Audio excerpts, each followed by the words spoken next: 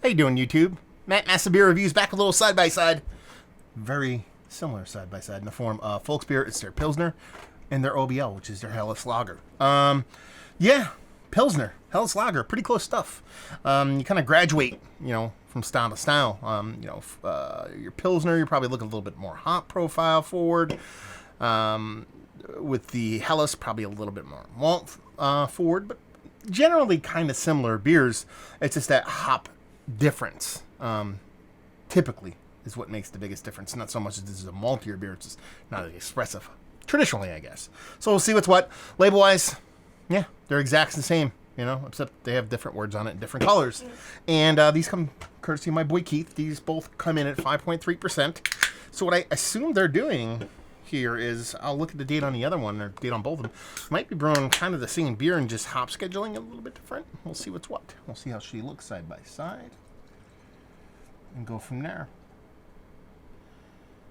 Yeah, they'll look almost identical. This was canned 6-1. On the bottom it says, Pils please, 6-1. And this was canned on 6/22. Okay. So there you go. So there have to be two different batches, but they might be similar as far as brewing and whatnot. And honestly, they look virtually identical. It's really hard to even get any kind of difference out of them. This one, the Helles, might be just a bit clearer, not as hazy. They're both filtered, but as you can see, this one's almost uber clear, where this one has a little bit more kind of haze going on. Could be a couple different reasons. Could be that more aggressive hopping. The head on this one's a little bit more robust. That could have been me pouring stuff, but they look relatively similar. We're going to start over here on the Helles, because it's probably going to be a little bit smaller of a beer. Let's get a nose. I'm going to tell you what, man. It does have a decent hop presence to it. A soft kind of, classic kind of Tettnang, Hallertau kind of thing going on there.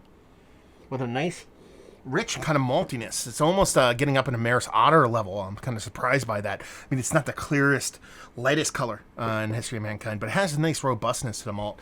That little bit of those kind of old school kind of German hops. Yeah, done and done. Let's get a nose on the pills. Yeah, I mean, I'm going to tell you what. Over here, we have a little bit more aggressive hop, a little bit more maltiness. Over here, it's the malt portion of the show is definitely smaller. The hop portion is smaller, but not as small as, not the difference between the malt from here to here is a greater dip than the hops are. So this is way more maltier, way more hop expressive. This is way less maltier and a decent bit less hop expressive. So there, a little twist for you. So let's dive into the Helles. Cheers.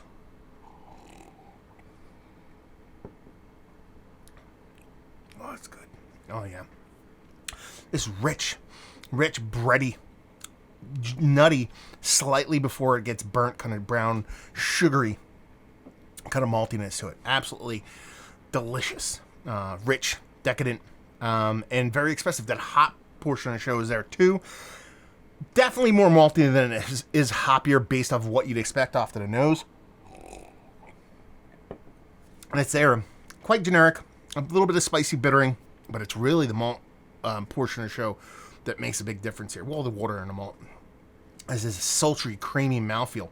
A bit denser, a bit heavier than I thought it was going to be based off the nose, but not overly dense for the style. Yeah, just a very, very, very well done Helles and absolutely delicious. Almost, I was going to say almost textbook, except I think the hop portion of the show here might be a little bit loud, or I'm just thought this was going to be bigger, so it might be on par. We'll see what's what. Let's dive into the Pilsner.